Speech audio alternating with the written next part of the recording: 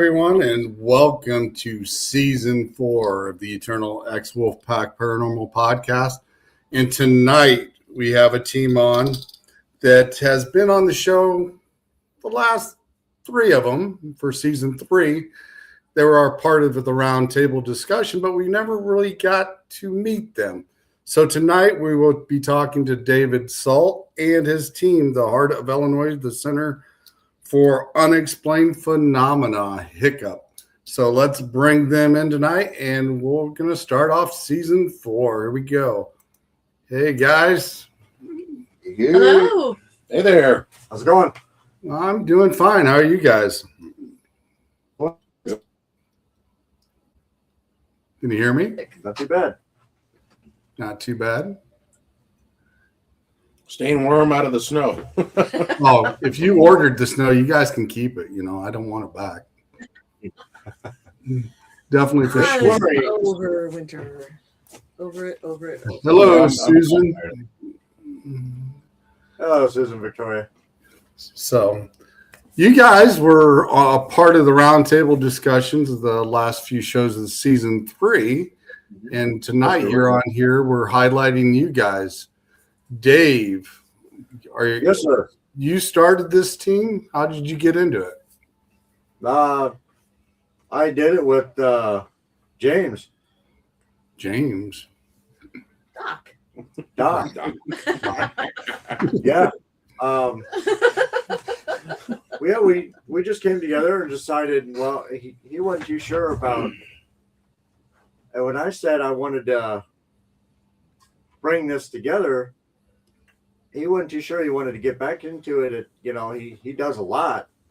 He didn't realize he did as much as he did, but I think I talked him into it, and I don't know if he's regretted it ever since. Another one of his crazy schemes.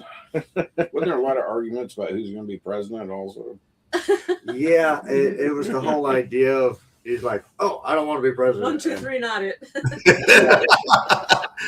So you got elected, huh? Yeah. Well, they like to throw me out there to the wolves. So it's the one thing of I interact very well with promoters and stuff like that. And if I don't think of places, James does or Sylvia does. Sylvia's like a Rolodex of paranormal locations. So I just interact with people. That's awesome. How did you guys come up with your name? That'd be I did. I was actually working on one for a friend for a name that would work as an anagram, and I started kind of tweaking and testing ours. I used to run a team called Tazewell, Illinois Paranormal Society. It was a team. And I came up with that name as well. We had been active for a while, and Dave was doing this, and I was like, well, I want a name that represents that we're not just about ghosts, because I'd like to be kind of everything: cryptids, ghosts, aliens, whatever's weird. And I was like, well, Heart of Illinois is a lot of things in the area, and like the Heart of Illinois Fair, there's an outfit called Heart of Illinois Vending. So I started there and kind of started messing around with it, and I was like, well, let's make it sound like we're like a professional research center, and Heart of Illinois Center for Paranormal Unexplained Phenomena, Hiccup. And then I drew the ghost to look like he's going hiccup. That is kind of cool, especially with the abbreviation of all that. There's been many discussions of the fact that it drives my wife and several other people nuts that it's not correctly spelled hiccup. It's kind of like, that's the point. That's kind of the joke. Yeah, you get it. Makes you pay more attention. True. Well, that is true. For real. Nobody else gets it except us, you know. Yeah. Well, you always got those skeptics. It's got to be exactly perfect on how you spell things too. You know, it's got to be exactly the way it is, or it's not what it is. but it's kind of catchy and it's cool stuff. Well, we like to investigate anything. Well, I guess I'll have to throw another C in there somewhere. Nah. It's fine. Would have enough room on our shirts, but Not no a fun. C. Not with all our branding already. That Yeah. cost a fortune. Not with that attitude. Yeah, that definitely costs just to change a letter just for that. Dave, how did you get into the paranormal itself? Paranormal as a kid, I guess I was kind of a really strange kid anyway. No. Yes. I like how he says was. Yeah. I was always the one to, if I sensed something, I would go right after it. If I was riding out, with my friends or out riding a bicycle through the woods or something like that, and I heard something, I'd want to investigate it. And that's just the way I grew up. And then through high school, I started going to like cemeteries once in a while, and then just kind of blew up from there. But when I first started, I didn't have all this electronic stuff that we do now. I had a cassette tape recorder, full size. I mean, I wasn't carrying around a reel to reel or an 8-track, but that's all I had. And I would use stuff like bells, things like that, and it actually worked. And I was always into history. I was always into what happened in history. Why did it happen? What followed? What was the progression after that? Like in certain areas in battlefields, because you'll get a lot of paranormal on old battlefields or anything near them or any Native American mountains. Mm-hmm. You'll get energy from really anywhere, and it's it doesn't have to be nighttime. It's 24/7. Yeah, very true. Very, very true. Heath, Yeah. this is the first time I've got to meet you. How are you? I'm probably the newest member of the team. we couldn't do it without you. No. Well, I don't know about that. But, I actually had kind of been with the team in other aspects of doing fundraising stuff. And they were talking about, they got this team together. I was really interested in it. But I've never actually investigated before because my background was in tech. I have a bachelor's degree in graphic design and multimedia. So I've done a lot of documentaries for school and things like that, special effects and intros, and even wrote my own short story. And we did an intro video for that, which one of them I won an award for special recognition at one of the film festivals. That's cool. So that's kind of what I'm hoping to bring to the team. The reason I got into the interest of it was growing up, I always had a big connection with nature. I had always thought I was part Native American because I felt more in touch with, being out in the trees. I could feel the atmosphere, or what was going on around me was a big interest. I had an experience about 14 years ago. I was in the house I'm living in now, and I was standing out on the back deck, and it's about 1:30 in the morning, quiet, everything's completely dark except a few street lights.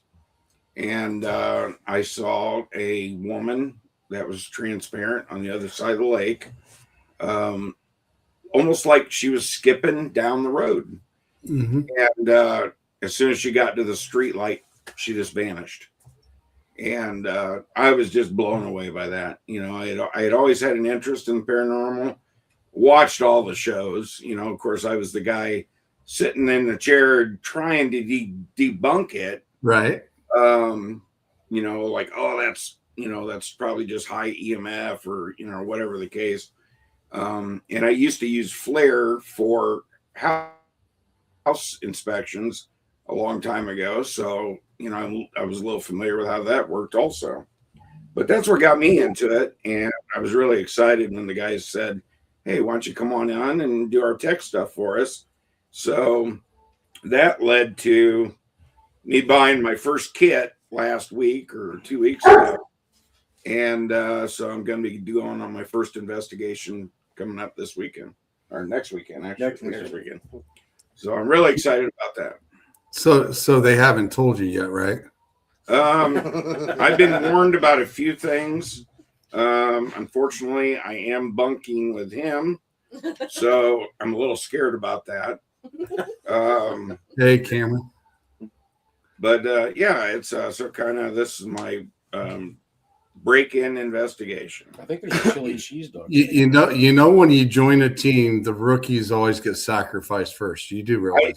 I had a feeling that was coming.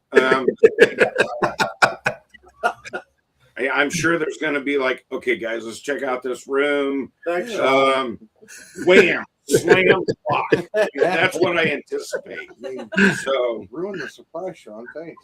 yeah. Hey, man, it keeps him on his toes, man. You got to breaking the rookies right? Yeah, and I'm trying to grow my fingernails out, so there's claw marks on the door where I'm trying to get out of. So I see a closet in your future. You got to make it look interesting after the fact, right? It's like, oh, they stuck me in here. We got to have a fight out. Yeah, might as well. So I can see it's going to be like Young Frankenstein. What's the matter with you people? Can't you take a joke? Let me out, mommy. I've already asked to get the holy water, the talisman, everything to protect me because I have a feeling this is going to happen, and I'm going to be on my own. So if I wind up in another dimension or being sucked into some portal, this will be my evidence of what happened. They threw me in a room. So. Well, if one of those portals actually opened up and I was standing there, I'm going to go through it because I want to find out what's on the other side. But Exactly, that's me. It can't be any worse than our current timeline. I'll be going through it, but it won't be by choice. It'll be a hand on my back, or it'll just take me in. Foot on your butt. Listen. We'll give you words of encouragement. We do it. You got this, buddy. Go on. Yeah. I'll be like, I'm just the tech guy. See if the tech works on the other side. You're good. Oh, hell. It's always fun when you get the new ones on the team and then you get to experiment with them to see what they'll do during the time of investigations and how far you can get them to go. There's going to be a camera on him at all times. Yeah. Yeah, that'll definitely have to make the blooper reel, I'm sure, eventually down the line somewhere. It'll make a good Christmas video. Merry Christmas from Hiccup, and it just cuts to Heath. The sad thing is, being the tech guy, I'll have to make the video. So. He'll edit himself out of it. I don't know what happened. Dave, what about you, my friend? How'd you get involved? Me? Yeah. Hillbilly. Yeah, it's backwards. It's backwards. Okay, my bad. Hillbilly. Hillbilly. That's because our tech guy didn't do it. I thought I had it lined up. I got it lined up right over here, sort of. I thought I was having an out-of-body experience just now. You're fine. How I got into paranormal and unexplained research was, without going into great detail, my grandmother was a practicing witch. My grandfather actually left her and took my mom and aunts, and I didn't know this until way after, but things have always gone around like my mother, and I started picking up on that when I was a kid because we spent a lot of time with my mom. I had my first rememberable experience where I actually realized what it was when I was in high school. I was at my girlfriend's house at the time. She had left. Her dad had left. And I thought her brother was still there. And I heard her calling me from the garage. So I went out to the garage. And like several things happened in the house, but that's the time it tried to kill me. Knocked down a shelf and like an I'm gonna I-beam stay in the room with on him. me. So that was interesting, but it also, whatever was in that house also locked me into a basement that had no door on the lock, or no lock on the door. Wouldn't open up, pushed me down the stairs, that kind of thing. So that was kind of interesting. So I started looking into that. I joined a paranormal 2000s called Pure Paranormal. Then that team split, and then started a new team called Peoria Paranormal Research Group. Was with them for quite a while. Started having kids, took a break, and then joined up with these guys.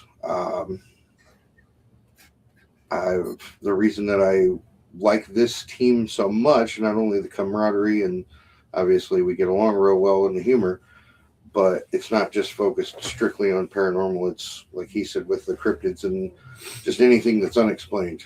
Right. I'm an avid hunter. When I was younger, I grew up in Arkansas. Saw something in the woods that I know was not a bear while I was deer hunting one year. Scared me bad enough that I didn't hunt for 2 more years. I took a 2-year break and then started doing research and kind of figured out what this thing might have been. My dad's mother, or my dad's grandmother, was I'm trying to believe if it's my mom or my dad's side. My dad's side was Blackfoot. My grandmother's mother was full-blooded Blackfoot. My mom's grandma was full-blood Cherokee. So there's a lot going on there. So I've done a lot of history research on that as well. So that's kind of drawn me more into the, not so much the paranormal side, but what else, the unexplained creatures and other things that might be out there. So during that hunting experience that you had, what do you possibly think that was that scared you? The light was getting low. I didn't get like a real foul odor or anything. I think I was probably 16, 17 at the time, hunting on family property. But I think it was either some kind of Bigfoot type creature, Sasquatch, whatever you want, people call it different things, or some kind of wolf creature. Yeah, it was just Dave Warner. Dog man, maybe? Like maybe a dog man, something of that nature. I didn't know about dog man at the time, so I knew it wasn't a bear. I've seen tons of bears. Could have been in Arkansas. It might have been my future mother-in-law. I'm not sure. The first one, not the current one. In case she's watching, I'm not talking about you. Sure. No, I kept hearing noises, and then the woods went completely still right before dark. And Never a good sign. about 15, 20 minutes before light was all gone, I had kept hearing noises all day, just kind of moving closer to me. And then right when I was getting ready to come out of the stand, something stood up, and it was huge. And I was like, that's not a bear. And so I ended up staying out there for most of the night. I had people come look for me because I wasn't coming out of that stand. And I had a gun, but I wasn't going down on the ground because I can't see in the dark. So, You seem to attract a lot of stuff. well, I think that's the family curse. Anybody want to switch hotel rooms? That's definitely interesting. Did you catch any footprints by chance that were odd? At that time, I wasn't even going anywhere near that thing. Like I said, I explained it to some of my family members of what I thought I saw, and most of them like, yeah, it's just a light playing tricks on you, this and that. It was a bear, this, that, and the other. My great grandmother told me that was the man of the woods. That's more than likely what you saw as the man of the woods. And she was heavy into her culture, being Native American. And yeah, she was pretty adamant that I saw the man of the woods. So, But he's supposed to be a protector, isn't he? I don't know, but she said it. He didn't mean to scare me. She was just letting me know he was watching me, and I was like, "Well, he got the point across." Interesting. Yeah. Doc, what about you? I know we've talked about it a little bit before, but Yep. So my parents, when I was 3, they bought a house in Joliet that it had a lot of unexplained stuff going on, and I grew up with my grandmother telling stories about an old farmhouse that she had back in the 60s when my dad was a baby. They rented it for like 3 years. And so I grew up with lots of ghost stories and found it interesting and fascinating. So I've pretty much studied, weird stuff like that my whole life because my grandmother was into it. She was actually one of my members on Tips. And we'd go ghost hunting together and stuff. And we first went in 2002 to a cemetery that's about 45 minutes to an hour from here. That I was in high school at the time, and the local legends about it and how it's haunted and stuff. So we're like, we got to go check this out. So we went out there during the day, and we had a SLR film camera and a like a mini tape deck voice recorder about yay big. Yeah, mini, Yeah, real small for the time. It was came in at a totally portable 42 pounds. And, we went out there during the day and kind of scoped out the cemetery and stuff. And then we went back that night, and we were listening to the tape after we had went during the day, and it sounded like a woman yelled help, but none of us heard it at the time. mm-hmm. And the strangest thing about it was we rewound and played it back a few times, and it replayed like 2 or 3 times, and then we didn't hear it anymore. It just vanished off the tape. And then we went out there at night and explored around, looked around and stuff. Nothing really fancy happened. But when we were leaving, there's some old gates there, and we went through the gates, and my grandmother closed them behind us. And she was looking at the cemetery, and it kind of goes uphill. There's a little bit of a ridge, and then it goes back downhill. And she saw somebody, like the silhouette of a person, kind of like run across. And she goes, "Oh, it looks like your buddies who told you about the place from the high school got here late. I think they were trying to scare us." I was like, "What are you talking about?" It's isolated. There's nothing around. Mm-hmm. Their house is a couple miles away. And we were kind of thinking about it, and we're like, huh. So we would go out there to test new equipment we got and stuff as we got more into it and more serious about it. And over the years, we got loads of EVPs, a bunch of weird pictures we can't explain. And she saw that same apparition, I think a total of 5 times. 2 or 3 times it was in the daylight. Broad daylight, looked like somebody just kind of running. But yeah, I've studied it my whole life. I've watched every show about like ghost stories and stuff that I can, and I just find it absolutely fascinating. And when my grandmother on my mom's side passed away, I feel like she followed me around. Her dying wish was for me to go back to college and get a degree. Mm-hmm. And I'd be like sitting upstairs in my bedroom, and all of a sudden the light would turn off. Why am I sitting in the dark? It did it in the garage once too. And I was telling my grandmother on my dad's side, who was, we were ghost hunting buds, and I was telling her about it. And she goes, "Well, that's really weird." And we had a screen door upstairs to separate the cats who would fight each other. So she was cooking pork chops, and she says, "Well, I got an idea." She goes, "Hey, Frankie, come on down. The pork chops are almost done." And we heard that screen door go bang. And I'm like, all right, this is interesting. And when I went back to college, start working on school, it didn't just drop off, but it faded really quickly where it stopped happening. Like she was happy I was back in school and stuff. So I've studied it my whole life, and I count myself as an investigator since 2002. And I've just been fascinated with everything. She and I also have seen UFOs and stuff. My family has land out by between Farmington and McQuon. And we were out swimming in the ponds one night, and we saw it was like a ball of light with 3 rays of light coming out of it, and it flew overhead silently. And we thought, well, that was kind of neat, whatever it was.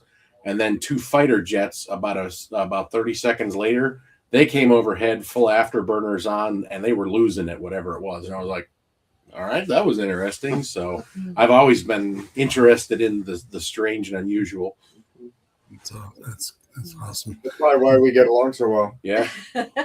Same. Me and my daughters were going down County 10, back there behind the gates, if you know where that's at, by Galesburg, Illinois, and in that area, because it's not far from McQuon. But we were coming back from Dahinda one night, and we seen some weird object fly over us that night, and we could never figure out what it was. And we followed it as far as I could do it. And I thought she was recording it before I actually stopped and got a picture of it. I thought she was recording it on her phone, but she was sitting there playing with her other stuff. But when I first seen it, you could actually get out of the vehicle and probably throw a softball and hit it. But I've never seen anything like that before in my life.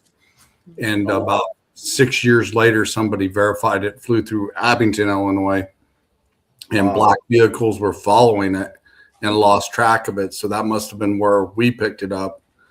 And we lost it down in this area where we couldn't go any further. And then we just seen a bunch of lights, and then it was gone. So I don't exactly know what that was. And then here not long ago, I was coming back from a cookout from Eternal Paranormal, and something strange happened with me coming back from their place. But I was looking for the exit sign to Galesburg. You know, you get off the interstate and there's a bunch of lights. You can't miss the exit. Yeah. Next thing you know, everything around my vehicle got dark, except when I looked out the rearview mirror, you seen lights doing this. Oh, All you seen.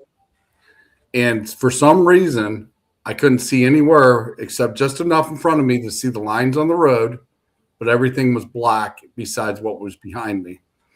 And then the next thing, I was clear over by Brimfield before I actually, that blackness come off my car. oh, wow. So that was not far from where I seen that object. So that was kind of an interesting thing that happened to me last fall. But that was one of the strange things. But Yeah, back in the 90s, we were camping out there because it's an old strip mine that they have. And my dad was excavating to build a house there.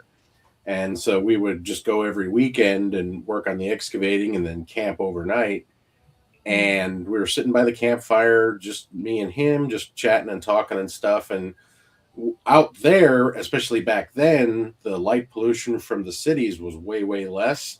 So you could actually see the haze of the Milky Way with the naked eye. And you could see the satellites going overhead, you know, just a little dot of light just traveling along. Well, one night we were out there, a nice, cool summer night, and we're just chatting, just had dinner and stuff, kind of planning the next day. And we see this light. It almost came over directly over the top of us. It missed us by a few hundred feet over towards like the west, but it was way lower than a satellite, way lower than a plane. And it was like a light that was like fading on and fading off, just constantly doing that. And it just glided overhead, not almost right over the top of us without making a sound. And we're like, I said, well, I'm not sleeping tonight. We're just in hints. the object me and my daughter seen never made a sound either. So we thought that was the most strange. And like I said, it's nothing I've ever seen. And we even got in the vehicle from the location. We thought it come up out of the timber area from the south. We went back there driving around, and we still couldn't find anything that would come up from that location. So that was kind of bizarre. But like I said, and then last fall that happened to me with that deal. So, and that wasn't far from that location that happened at. So it's strange that you mentioned McQuon, and I'm not far from McQuon and that location. So Sylvia, how'd you get involved? Last but not least.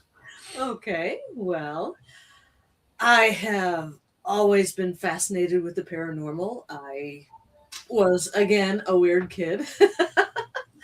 And it seems to be a common thing in this group. oh, yeah. Well, I was always the kid with my nose in a book, and the books were usually about the paranormal, the strange, the mysterious, the weird. Um, James. um, I have cousins that live in Madison, Wisconsin, and they would come down to visit. I grew up in the Chicago area. They'd come down to visit every few months, a couple times a year. And the four of us cousins were pretty close in age. And every sleepover we had always followed the same protocol.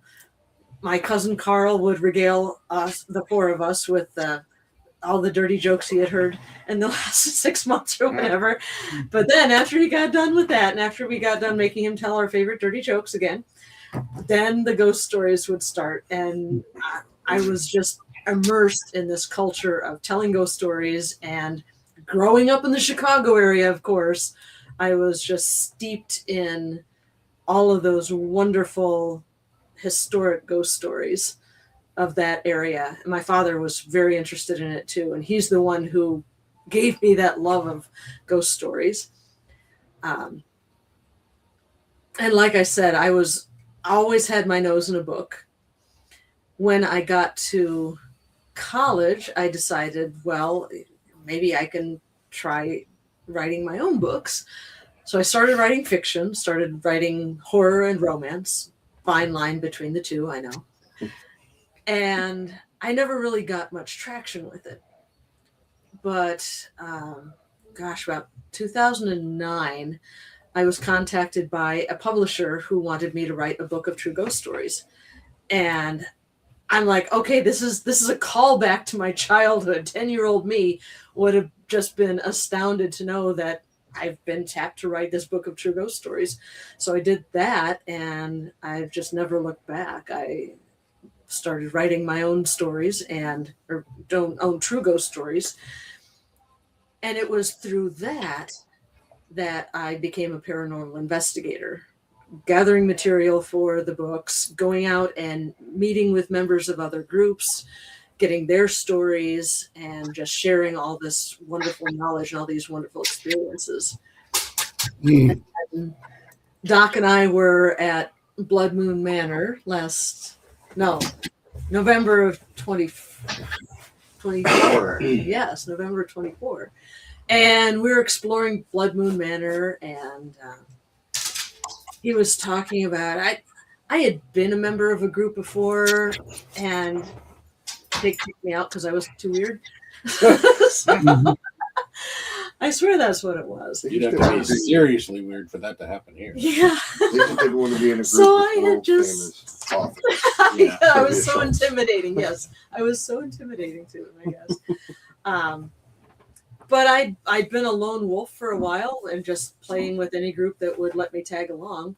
And then at Blood Moon Manor, Doc was saying, well, I'm a member of a couple of groups here. I've got Bob After Dark, and I hang around with him, and I've got this other group called Hiccup, and do you want to be a member of that group? And I said, sure, I guess so. And then after Blood Moon Manor, we went off to that cemetery that Doc said that they had all those experiences in, and Many firsts there. yes, many firsts. Keep it clean. It's only NC-17. They're much too cold for that. There we go. Just in case. See, NC-17. You're welcome. Now, you guys were sharing some videos earlier. I got one up here. The one with the door is from Blood Moon Manor.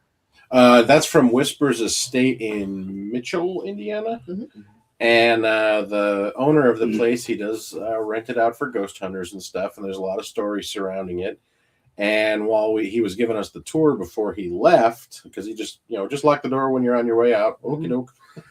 He was saying, well, this door, it's a closet door on the second floor in one of the bedrooms. He says, this door opens itself all the time. And I'm kind of a skeptical believer. So I'm like, oh, yeah, sure it does. Okay. Mm-hmm. And before this one happened, we were setting up our DVR camera on the other side of the room to point at it, and Bob was sitting in a chair right next to it, and he had a rook meter.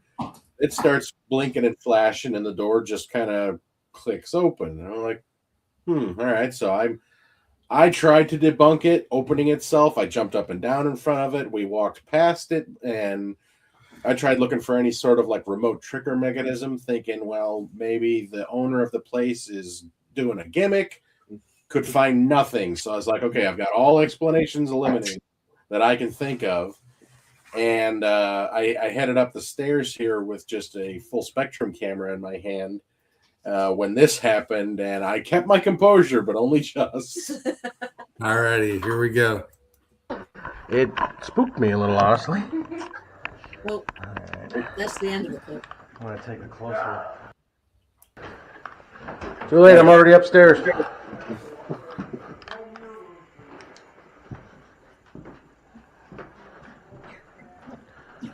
Alrighty, don't mind me.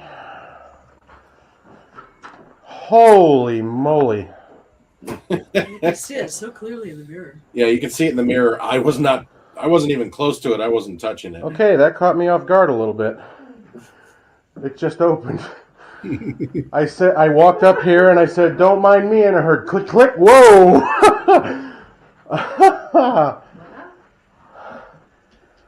I walked up here. Yes. I said, don't mind me, and I heard click, click, and the door swung open. Did you catch it? The camera should have heard it. I didn't expect that. Right after this, the camera me a said little, that honestly. its memory card was full, and I went, oh, please tell me I didn't get I'm that. going to take a closer.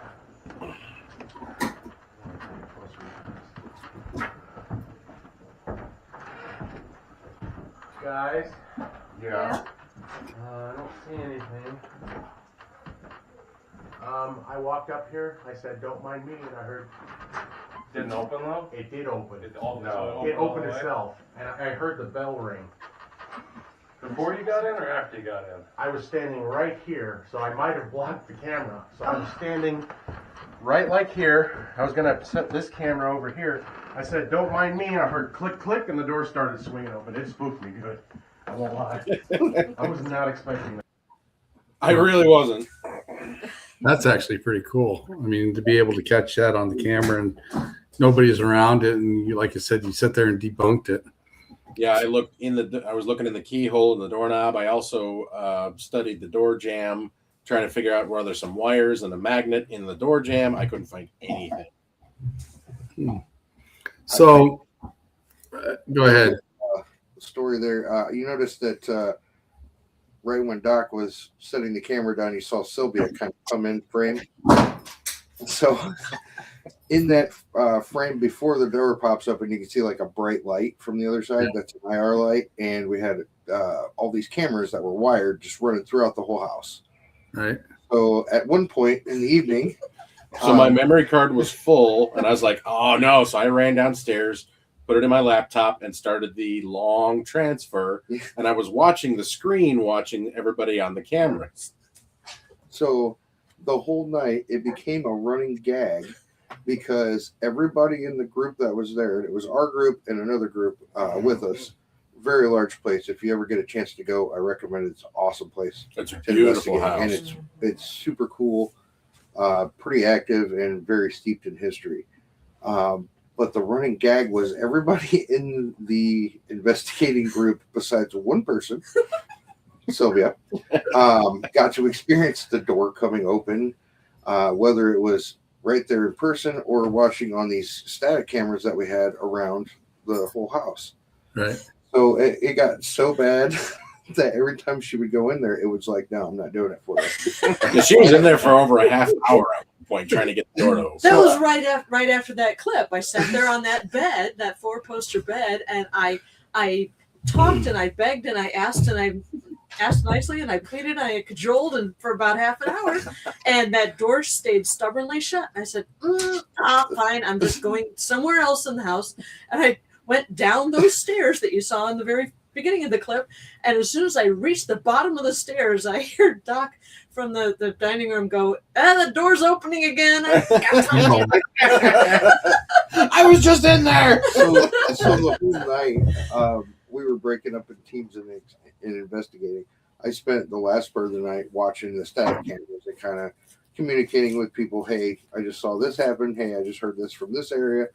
So about probably 37 times as they're walking throughout the house together investigating, I get on the walkie and be like, Sylvia. And she's like, yeah. I'm like, the door just opened. And you just hear her yell from inside the house. The other weird thing we had happen there was I took the cables because there's like basement, main floor, second floor, and then attic, right? Yeah. So I ran those cables all over the place, and I took them up the stairs. So they came in one of the hallways. They went straight up to the banister, and then laid all over, and they laid there all night. Mm-hmm. But when we were getting ready to pack up for the night, I went upstairs. I think we were in the attic, and we came down. Yes. We come down from the attic, yeah. and one of the cables is now stretched. It was for the camera in the doll room. They said it was like two of them. It was one or two of them. I forget which. I think there were two. But they were now stretched tight and hanging in the air instead of laying limp on the ground. They were up in the They air were up like, the banister. almost waist high. Yeah, so you couldn't even get into a couple of the bedrooms because it was hanging in the air like that. And I was like, when did this happen? And I got on the radio and I was like, hey, Roger, have you moved anything downstairs? And he goes, no. Were you pulling on the cables or something in preparation for taking him down? Yeah, and he hadn't been. I believe my response was, why the hell would I grab the cables? Yeah. That place had fun with us. Mm-hmm. So, question now. I'll aim this one to Dave. Has there ever been a place that you've been to that once you've got there, you've decided there's too much energy or something too much to handle there? No. When there's so much energy and so many things happen, I find it very interesting, and I want to experience more. I want to see what they got. I've been with other investigators, and when things jump out or something gets thrown, I've seen investigators run out of the house. Dave runs towards the danger. I run towards the danger. If I'm looking for a cryptid or something like that, I go in the woods. My buddy's going, whatever it's in there is going to eat you. I'm like, I want to see it firsthand. I want to pet this thing. He wants to go looking for Dogman. Exactly. I'd be right there with him. I'd be right there. I want to go look for Dogman. I just want the video of you getting eaten, so I've got something to put on. I'm right there with you. I go right toward it because I want to figure it out myself. So that's definitely. I just like the thrill of the hunt, the unknown. If I'm able to get face to face with something like this, even if it devours me, at least I got to see it. Right. All the way through its intestines. Yep. Hey, what's the use if you don't enjoy the full journey?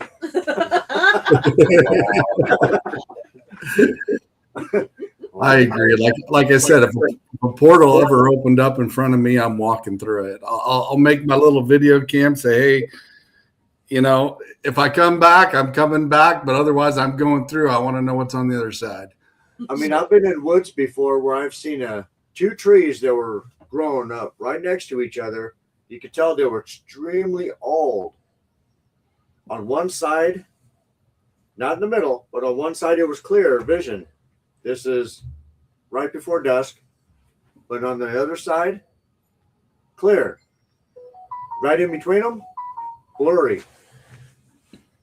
I have seen that happen. I've seen that happen in a cemetery up north that we were at. And like you said, it's clear on both sides, and it's got that wave of energy between those two trees. Like there's something there. Exactly.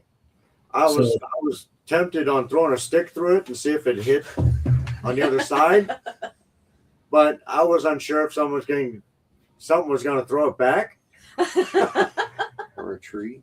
Well, one thing I did when I did see that happen, I actually walked through those trees. I walked through the middle of them, but I made sure I walked back that same direction too, Exactly. Mhm. just to make sure whatever the case may be, at least I went through it to see what would happen. And then I turned around, I went back the same direction just for Because whatever. I walked around the trees, the outside of the trees, because I wanted to see if I could see any different angles Mm-hmm. to see what was causing that. But so you can feel energy when you do when you see that. So did you actually have a theory behind why that possibly could have been? No, not really. The only thing I could think of is there would have been some sort of, I don't know if there would have been some sort of mineral constriction there, or minerals and trees and stuff like that. When it combines, sometimes it'll build up like a fume, Right. and sometimes that'll cause that. Kind of like a runoff from a field that goes down into the ravine or the ditch, and it's got a weird glow to it later that night for whatever ball reason. Yeah. So you try to figure out if there's any stone in between or anything else like that. What about just the life energy of the trees themselves? I mean, Yeah. they're going to go and the roots are going to connect if they're that close, generating their own energy field. Mm-hmm. Well, trees have a natural networking. Mhm. So Communication network. exactly. And them being able to do that, and like I said, that energy behind it, is maybe the fact that we could see that energy, but we're not matching the frequency between what is exactly there to activate whatever's there. That could possibly be as well. Because like I said, I walked through mine at the time and then turned around and walked back through it the same way, because like you said, you don't know if there's actually a dimension shift there when you're seeing that. So if you did walk through it, you want to walk back the same direction for sure. The day I seen that, I had my metal detector with me, and I went around the fronts and the trees and around them, and I did find long, square head iron nails. Found about four or five deep in the dirt. That's interesting. Did you have an EMF with you? No, I didn't have none of that stuff back then. I'm just curious what the energy level was reading. Well, No, it Dave would have wants been to nice. run towards the danger, but I will tell you, there's been, I think, one time where I was in a situation, other than when I was younger, with whatever that was that stood up. Mm-hmm. That every piece of my inner brain that was saying that prehistoric Lizard brain. yeah, the lizard brain, the prehistoric knowledge that's stored in there was like, you don't want to go through here, and pushed myself through, and that was at the Peoria State Hospital in the basement. One of the former groups that I was with, we were one of the first people to ever be able to have permission to go in there besides TAPS. Before it was right before TAPS came. Hello, Lori. Hey, Lori. And a friend of mine and I that were in this other group took a couple of our other friends who were like, dude, we really want to go see something, we want to hear something, experience something. I'm like, dude, some of this stuff will scare the crap out of you. And it started raining outside. It was thunder and flashing, and we were in the basement, and we came up to this wooden doorway, and we get ready to walk there, and Randy, the guy that was in my group, we both kind of just stopped at the same time right before we walked in. We just kind of looked at each other. I'm like, you get that feeling that you really shouldn't go in here? He's like, yeah.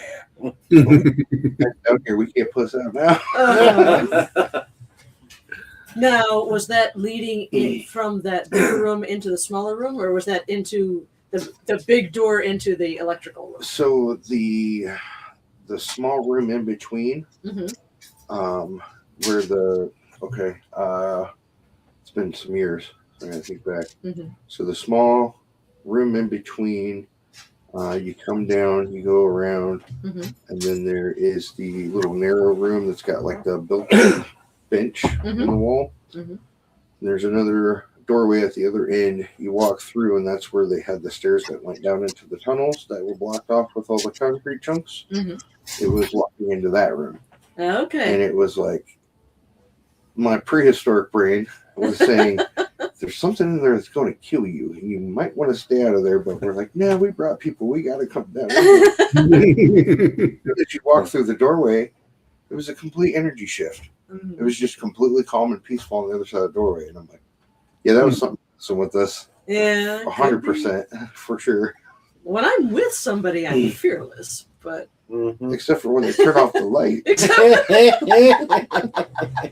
We'll find out how fearless I am when I get shoved into a room by myself. I had one, we were down in Alton, Illinois, back when it was the last year you could investigate the Mineral Springs Hotel. And we had done the event, and by random ran into Sylvia there, and she had told me a story about there's a couple of crypts in the cemetery in Alton there that are open. I'll let you tell your story. Okay. So I was like, oh, I want to check this out. So we went, and I go into crawl spaces and attics. I'm not claustrophobic. I don't mind small spaces, even though I'm a big guy. And climb down this hill, and there's the opening to this crypt, and there's nothing in there. It's empty now. And I walked inside of it because of her story, and standing there, and that's when the lizard brain was like, I don't like being in here. And it wasn't because there were bodies in here, or it wasn't anything that I could really rationalize, just I don't want to be in here very long. And I just kind of calmly walked out, but I was like, that's weird. That's never happened before. Of course, there was the pressure that we saw the first time, that we felt the first time we went to Blood Moon Manor. That was weird. Went down into the basement of the old farmhouse, and it felt like you were underwater. The pressure just increased. Middle of the day, nothing going on. And they were talking about the room where Walter lives. And it's underneath the stairs kind of. So I went in there, and it was a little unnaturally dark in that room. And the pressure increased so much, it felt like something pushing up against my brain. And it started giving me a headache. And I was like, nah, I'm done in here. I walked into that room right before you did, I think, and it was like an instant sinus headache, just boom, boom, boom, boom, like that. But the backstory to the Alton story was that years before I had gone to the Alton Cemetery, and I was there with a group of friends. And we had gone to the McPike Mansion the night before on Saturday night. And then Sunday, we decided to explore the cemetery. Beautiful early October day, sun shining, gorgeous weather, nothing spooky at all. So we went to the cemetery, and we just scattered in all the different directions and just started exploring. So I went down a little swale and found this open crypt. I'm like, oh my gosh, everyone's got to check this out. So I called everybody over. I was like, you got to check this out. It was so cool. So all of us were milling around that open area in front of the crypt and took a couple pictures. Nothing weird on the pictures at all. And then we all looked inside the crypt. None of us went in, but we looked inside, and there was like a big gulp container in the crypt. And I have got this thing about litter that I think it's really disrespectful, and especially in the cemetery. Right. I had every intention of walking into the crypt and picking up the trash and then leaving right away. So I walked up to the door frame, the lintel of this crypt, and all of a sudden I just stopped. There was nothing pushing back on me. There was nothing preventing me going inside. I just was completely disinclined to take another step. So I stepped back, and I tried it again, and again, I could not go any farther than the doorstep. And I backed up a little bit more, and everyone was still there. And I said, hey, guys, keep an eye out. There's something weird going on. So then I spoke up, and I addressed the empty air, and I said, okay, listen. There is some trash in the bottom of your crypt here. I think it's disrespectful. I would like to pick it up for you. That's all I'm going to do. I'm going to go in there, pick up the empty drink cup, and I'm going to come right back out. May I come in? And then I walked right on through. Hmm. And that's exactly what I did. I bent over, picked up the drink cup, and I went right back out. I kept my promise. Right. Told these guys about it. And me, of course, I gotta check this out. And this is 10 years later or something. 10 years. Well, yeah, every bit of 10 years, I think. I think there really is something to that. You call it lizard brain, primitive brain. There is a reason that people are naturally scared of the dark. You know, just normal, everyday people. Some people believe there's a similar reason why we get creeped out by dolls and mannequins too. Something also that's true. human-like, Yeah. but not quite. But I think there's something stored in our brain somewhere from back, that things were out there that would eat us in the dark. And we have to Really? make sure that, not you, Dave. You're too spicy. But I think that goes, oh my God. I think that goes like further, I think that's where your intuition comes from, that gut feeling you get about other people. Some people are like, man, I met this guy. He doesn't seem like he's, everybody else thinks he's super nice. And then you find out later something really crazy about that person, whether it's a guy or a girl, whatever. And you're like, I had a gut feeling something was wrong there. I think that's all intertwined. They've scientifically proven some of that. They figured out that if you've ever been laying down, falling asleep, and suddenly you'll jerk back awake, that is back from when we slept in trees to keep you from falling out of the tree, basically. So, yeah, there's definitely something to that. Yeah, I think Dave mentioned something there for a second. Getting or laughing about it, getting eaten in the dark or whatever. When I was younger, that's one of the things that I got over my fear is I'd walk down the dark alleys in town because you didn't know what was coming out of them. Exactly. But I think after doing that for a period of time, your senses actually got more heightened than normal because you're walking down places nobody else would do that. And you could actually pick up different things. When I was a kid, I was never afraid of the dark. But for whatever reason, I just could not stand driving past a cemetery at night. And Lakeside Cemetery here over here in Pekin was always the worst one. My grandmother would go up to Joliet and bring me back down here to stay for a while, and I'd ask her if she could take the alternate route home, or I'd always close my eyes. And I just find it ironic that now I wander around in cemeteries in the dark. Not yet. Prepping you for it. So, Dave, your go-to equipment or non-go-to equipment? My go-to equipment, K2 meter. But I mean, I do use minerals, and I like using myself. Last year, I think He uses the old divining. I told you about me sensing something when we were up north, Right. at Camp Tuckabatchee. That night, I sensed something, and I seen a few things at night. I sensed it.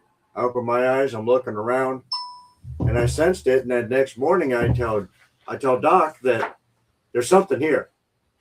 He's like, "Oh no, there ain't nothing here. We're in a cabin." And well, I had to leave to go home and come back. Well, he sends me this video. He brings a REM pod out, and he's sending me this video of it going off. There's nothing around this REM pod. Nothing. This is a huge room. He calls me, and I don't remember exactly what you said. It's just kind of like, hey, I was just rearranging stuff, and I had a REM pod in one of my bags, so I just set it out in the middle of the cabin, and I think there's something to what you said. But I've always been that way. I have a strong sense of when something's around me, Intuitive.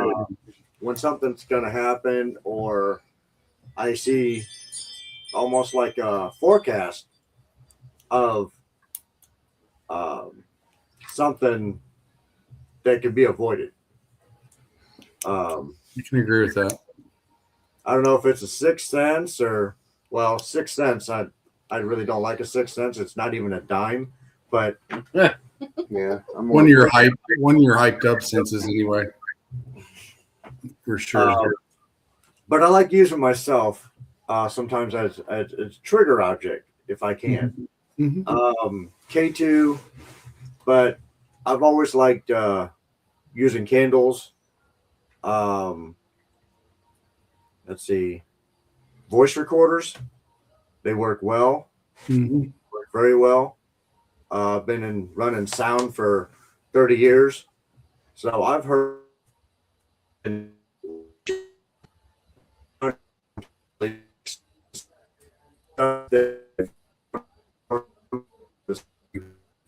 once everybody's out of the room and everything, and all the mics are on and stuff like that, or one mic's on and you hear some strange voices.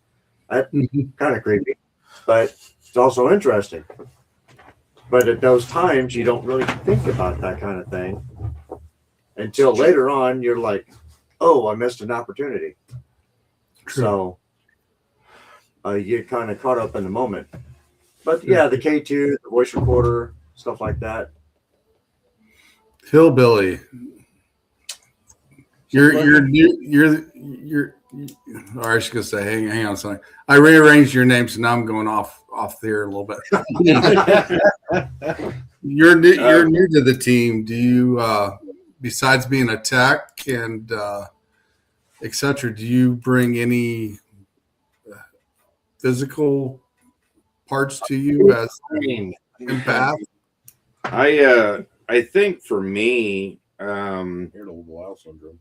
with my background and working with electronics in regards to videos and things like that, the biggest thing I probably would go for would be the EMF, to look for high magnetic fields that could cause people to have illusions, or a debunking method. That would probably be what I would go for first. Second would be the flare, just to see for cold spots, since I've used it before in house inspections. Right. Hillbilly, what about you? I like Dave's answer with being a trigger object. I seem to trigger lots of things, but I think the things I use the most are a night vision cam with IR lights, and I always pair that with a digital recorder. That way, if there's something that we pick up just to validate, we can sync those up time wise and everything with the video and the audio.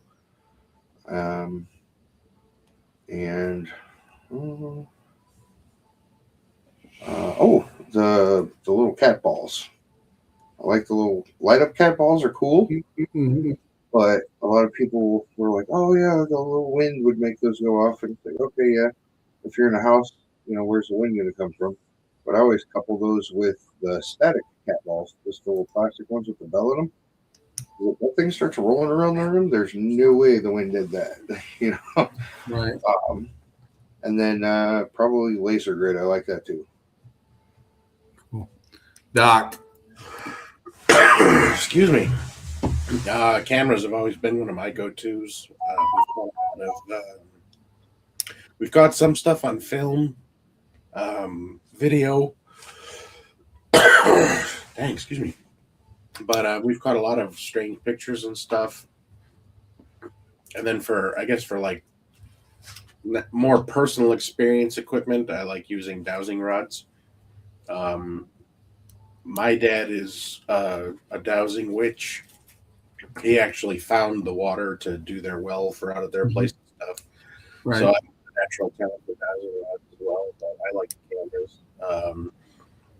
The thing I hate most is having to put all the evidence on the computer and then having to go through all of it to see if you caught anything, and you're just sitting there staring as your eyes glaze over. We have a guest in the background. Sylvia, what about you?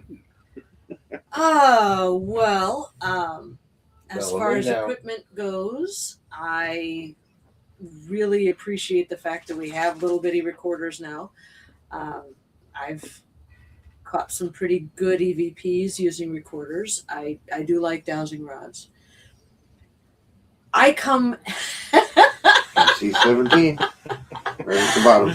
I did nothing. Right there. I come at this. I'm one of those people who really wants to believe, skeptical believer, you said earlier. Yeah. But I come at it from a writer's perspective. I want interaction. I want communication as much as possible. So what I like is, again, using yourself as a trigger object.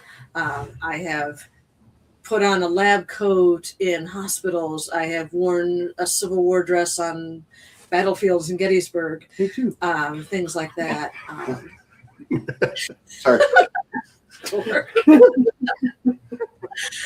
But I'm a fan of, and especially if you find yourself in, oh hey, this location's haunted, I think I'll do a little bit of poking around, but you don't have a camera or a full spectrum camera or recorder or whatever, you can always use the recording function on your phone, but you can also use yourself as a piece of equipment. You can do the human pendulum technique.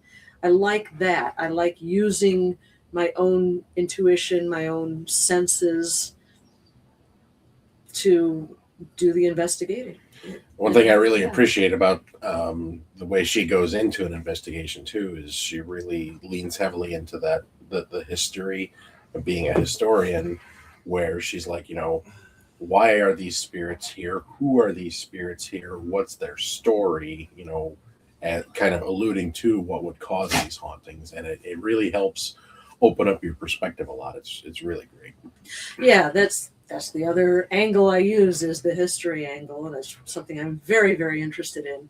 And I know, Hillbilly, you like to go into a site absolutely cold, but I find it much easier to tailor your questions. I think you're going to get better answers to the questions you ask in an EVP session if you know what to ask. I was talking with an avowed skeptic years ago, and he said it's like going onto a college campus, and you know that somebody passed away in the gymnasium, but you're asking questions in the science lab. That you're not going to get the best answers if you go at it. That's what makes you a great historian and a great valuable part of the team. Mm-hmm. And the fact that you put in the effort to do that is awesome. And that's the total flip side of what I do. And you mentioned that I like to go in completely cold. That way, if I have something happen, I can run it past Sylvia later. Be like, hey, dude, this happened, blah, blah, blah. What do you know? Oh, yeah, that was, there's a story behind that. And all this, and it's really neat. Well, Dave and I had just started Hiccup a week before Sylvia and I went out. We had just started Hiccup officially. And that's why I was like, I knew she. That was my fault. I knew she'd be a great addition to the team. That's why I asked, hey, you got a lot of experience.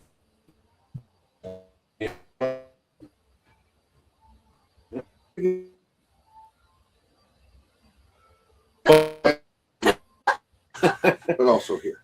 No, I love stories where the history informs the ghost stories. There are several stories that have come out of the Peoria State Hospital where the reason we have the ghost stories is because of the history. Mm-hmm. And those historical figures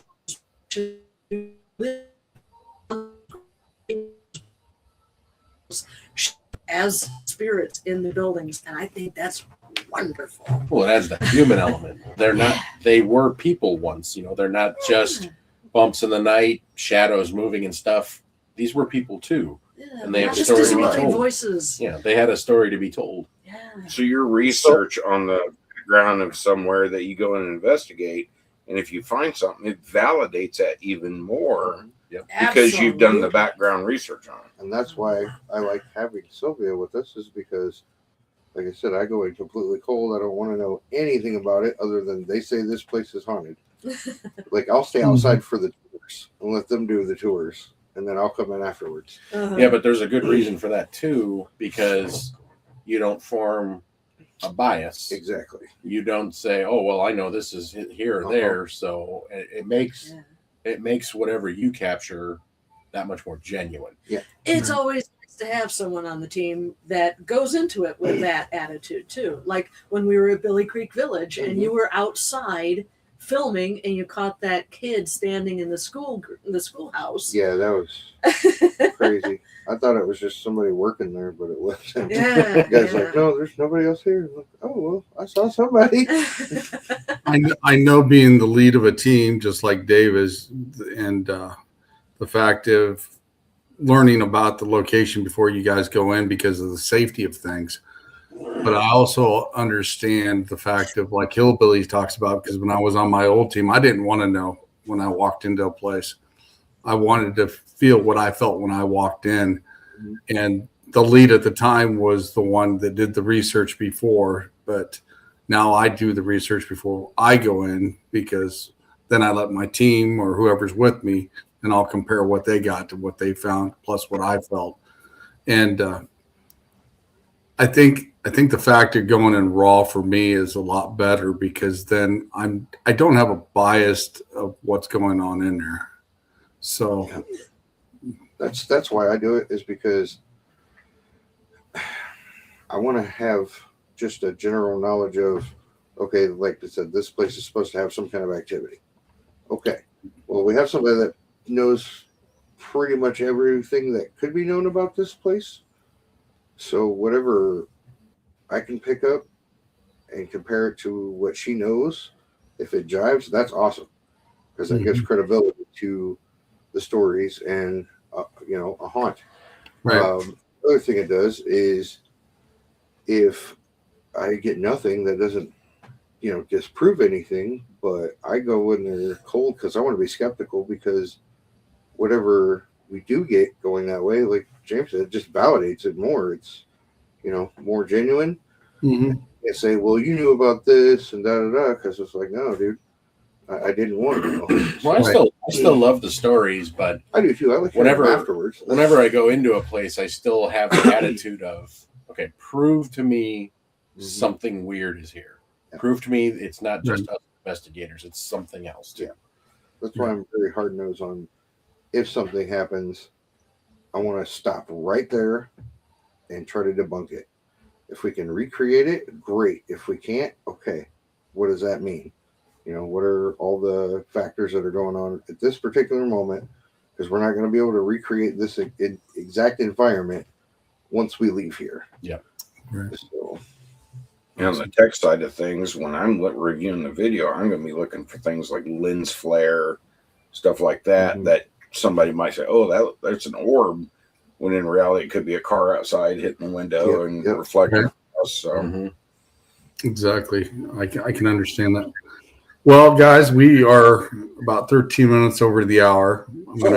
I know there's several of you, and I wanted everybody to get a chance, and I wanted to be, everybody to understand who you are.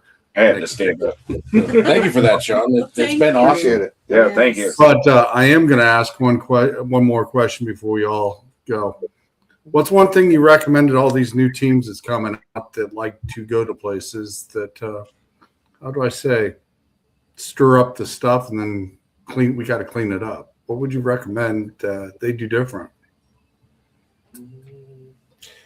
Patience is a big part of it, and just be aware that there's going to be detractors, there's going to be doubters, and sometimes there's other groups out there that they don't play well with others. So you can't always expect it to be this great, positive, excellent experience, and everywhere you go to is going to be super active and books bouncing off your head and and stuff. Yeah. Sometimes nothing happens.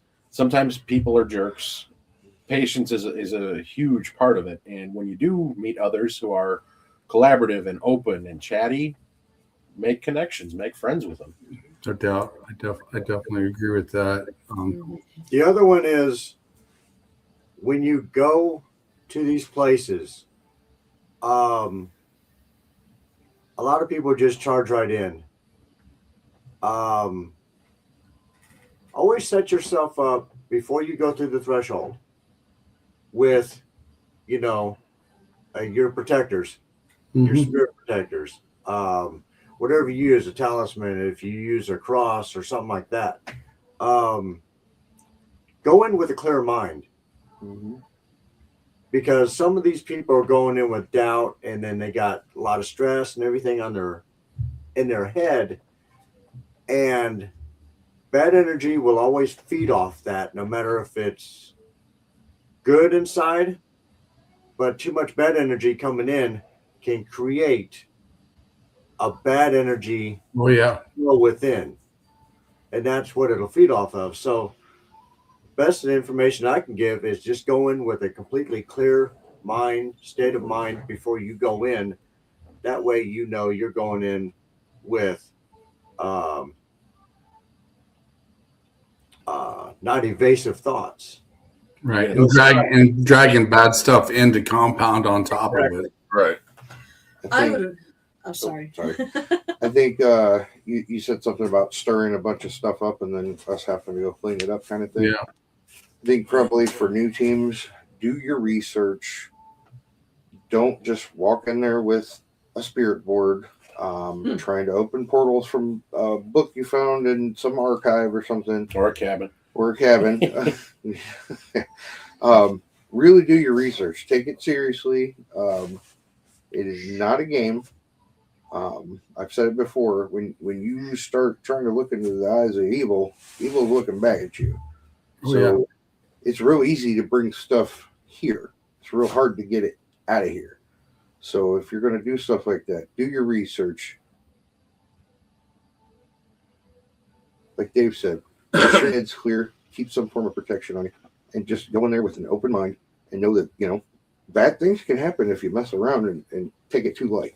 Oh, If yeah. I can build on that, one of the things my grandmother always taught me when she was teaching me, to do the witchcraft practice, never summon something you can't banish. Yes.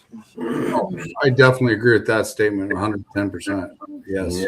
I would also add that we mentioned earlier that these were once people just like us. And this is their home. Sometimes they are still convinced that this is their home and perfectly within their rights to do so. So I would also say, if you are going into a place to investigate, go in with respect. Introduce yourself. You're going to get a better rapport with anyone you're trying to communicate with in the first place by doing that, and just don't be a jerk about it. Yeah, I would say watch Ghost Adventurers and do the exact opposite. I swear. Yeah. If you're going to provoke, you need to also understand that most of the time I'd say that's probably not a good idea, but there are certain things that people have done stuff while they were alive that's just reprehensible. And, Doc and I, we both went after one spirit one time. It really ticked us off. So we kind of went after it. But you have to remember that there can be repercussions for that. Oh, yeah. It can get scratched. It can throw stuff at you. If you're dealing with something really bad, it could be a lot worse. But you really got to know that there's some kind of repercussions. I definitely agree. I'd also recommend the fact if you're a new team just starting, team up with some of us older team members and learn from us, and just don't go in there raw, and because that can stir up a lot more problems in the long run. And if you're with somebody that knows what's going on, they can help you, walk you through it, let you understand it a little more, have a just different explanation. Yeah. have a different explanation for some things that maybe you don't understand. Like I said, I've got two great mentors that, you guys have met on the last few shows we were on, and they've taught me a lot. And then I've learned a lot from other teams, just talking to you guys like live now and learning things, etc. But it's always good to team up with somebody before you go out on the field on your own. And especially, I know I go out on some places, I go by myself. But if I do go, I make sure I take my protection with me and etc. Because there's nobody there to help me if something did happen at the time. But try to always go with somebody and let somebody know where you're going as well, because some places can be dangerous. I've been in houses where the floorboards were so bad you'd fall through the ceiling. If it wasn't for the whole team being there, we wouldn't be walking through those certain locations, but there's always somebody there to make sure you're safe. So it's always good to ask questions or find somebody to help you out, because everybody's constantly learning, and that's always a good thing. But don't think you always know everything, because not even us that's been in the field for long periods of time, we don't have all the answers either. But, asking around, you may find answers to your problem or your solution. And if you don't know, there's nothing wrong with that. Not knowing is not a bad thing, as long as it's not like willful ignorance, in my opinion. Right, exactly. Asking questions is probably smarter than going in there being, how do I say, ignorant. It's probably a good word for it. Walking in blind, coming out blind, But respect the guys that teach you stuff as well, because, they've learned a lot, you've learned a lot. And even when you're teaming up with other members, and you still learn things, you're constantly learning. So that's always a good thing. Oh, that's what I love about playing with other teams, is you always find new techniques, new ways of going about things. Better questions to ask. Yes. Sometimes I've been out with people that I don't ghost hunt regularly with, and they'll ask a question like for an EVP session. I'll just be sitting there going, "Ooh, that's a good one." Or sharing ideas on equipment like smoke doors and stuff. I'll get my tools. My first hunt.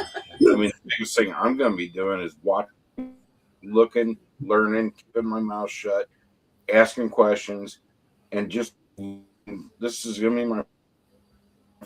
I'm going to be ignorant going in there, so I'm going to rely heavily on your guys' experience.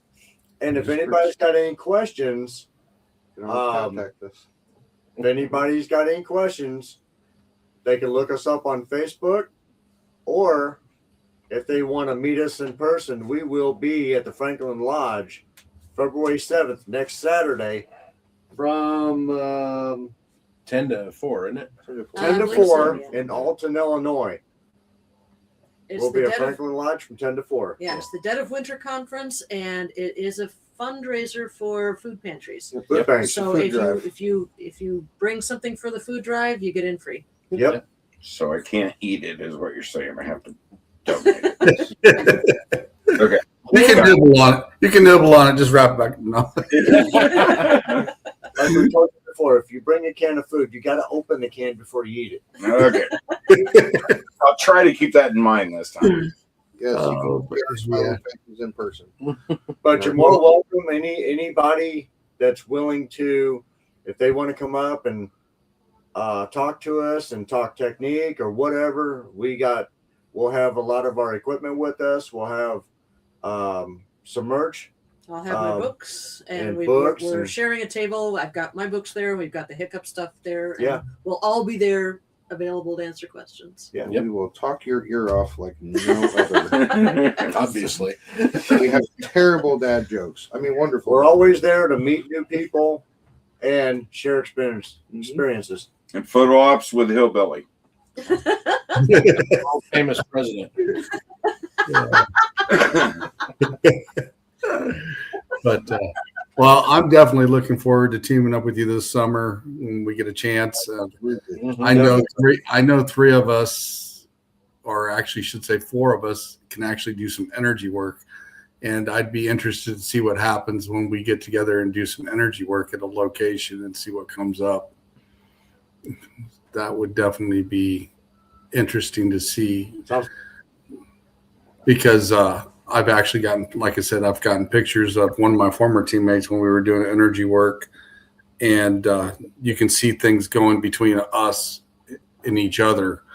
And I thought that was interesting. And also down in the Masonic Lodge, that haunted happy hour caught on the SLS, the transfer of energy between me and one of the clients that was there that night. And that was actually pretty awesome. So it's all interesting to do that. And especially with, like new team or new members, like I said, teaming up with you guys and seeing how you guys react and stuff with that as well. But, I have to be careful with energy work because I did some of that at Whispers Estate, and for the next 2 hours we got nothing. The house just everything. Sorry, my fault. I've actually walked into locations and I've actually had to go sit outside for a while for my teammates to actually get responses. Mm-hmm. So that is kind of normal for me in some aspects. So sometimes I'll just walk out and walk the perimeter and check it out. And then, like I said, I've even had them come over, say hello, tell my name. And I've actually had them come over and say, we don't like you. So, and that's happened more than once. So, or we don't want you here. So it's normal for me to come across things like that, but it's kind of fun getting those responses out of something that you can't see as well. So we got some EVPs from the cemetery in Bishop. Sometimes that we'd actually get welcome because hey guys, we're back, talking to get welcome and this and that. But a couple times we've heard get out, go away. My favorite, my grandmother had her recorder and she was by a headstone and some grass was on the headstone and the name on it was Schroen. And she brushes the grass off and she goes, there you go, that's better, right? And this voice goes, get the heck away from Schroen and get out. Wow. Yeah. What about your first experience using the Phasma box here? Oh my God. So right about where he's sitting right now. Yeah, so I got Phasma box for the laptop. And now I know why you put me over here. And, I fired it up. And I know there are still spirits in this house. I've only kicked out the bad spirits, namely my ex. But I fire up the Phasm box, and I was like, it's not making any noise or anything. So I go, is there anyone here who'd like to talk to me? And this woman's voice comes through. Now, mind you, I put it in airplane mode. I muted the microphones. So it's only... And this woman's voice comes through clear as hell. Not really, no. All right then. You gotta love it. You gotta love it, especially when you get comments like that. So, all right, guys, up the hour. Where can they find you guys at besides Alton at Franklin Lodge this coming weekend? Where else can they find you? We're at we'll be at QuadCon as well, February 21st and 22nd. You can find us. That's at the Peoria Mall. We're also on Facebook, Heart of Illinois Center for Unexplained Phenomena -Hiccup. And we always love getting questions and stuff. You can also email us at hoiunexplained@gmail.com. Hey, Greg. That's awesome. Hey. Greg Koss is in the house. Right on. I plan on teaming up with him sometime this summer as well because he's not far from me as well. But QuadCon sounds good. Yeah. And if we work together, I'll bring out the portal spirit box that we built. Cool. Well, I'm definitely looking forward to it. And guys, it's almost been an hour and a half. I'm not going to take any more of your time. I appreciate you guys coming on tonight and opening up season 4 with me. And definitely looking forward to working with you guys this summer. And like I said, I don't know if I'll make Alton, but I might make that QuadCon because I do like comics and other stuff. So I do like going up to there. It's a good free con. You can just attend. It doesn't cost anything to get in. Yep. And I definitely might make that. If not, like I said, we'll definitely team up this summer for sure. And looking forward to it. Saturday, but I'll be there Sunday for QuadCon. Okay. All All right. right. We be in our other outfits too, but We'll be raising money for St. Jude there too. Yeah. So Yeah. All righty. Cool. Maybe I'll bring a couple of my teammates if I can get them to go and meet up with you guys and maybe have lunch or something then when we're at the QuadCon. that'd be awesome. Sounds good. Yeah. And So- Dave's fine. All right, guys. Update. You guys have a great night, and thank you again for coming on. I'm going to drop you backstage here real quick. All right, thank And, you. all guys. Thank you very Thank much. you. Bye. Definitely Take care. check out these guys and Alton at Franklin Lodge at the 7th, and the QuadCon coming up as well. Definitely check out these guys. So I'll drop you backstage, and thank you again. Peace. Bye. Thank you. That was the Heart of Illinois Center for Unexplained Phenomenon Hiccup. These guys are awesome. They were on a couple of my podcasts before on the roundtable. We've had some discussions. Definitely go check these guys out. Next week, we have Spectre Paranormal with Alfredo. So see you guys next week. Have a great night and stay safe, guys. I'm out of here.